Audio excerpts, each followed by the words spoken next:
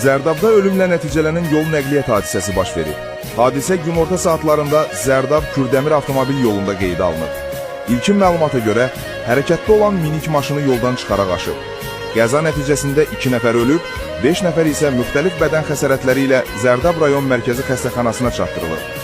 Edilən tibbi müdaxilələrə baxmayaraq, müxtəlif dərəcəli bədən xəsarətləri alan 2 nəfərin həyatını xilas etmək mümkün olmuyor. Digər şəxslərin müalicəsi davam edir. Faktla bağlı araşdırma aparılır. Və qeyd edeyim ki, dəfələrlə artıq bundan 10-cu, 15-ci avtoqəzası ilə bu yolda, bu pavorotda olur.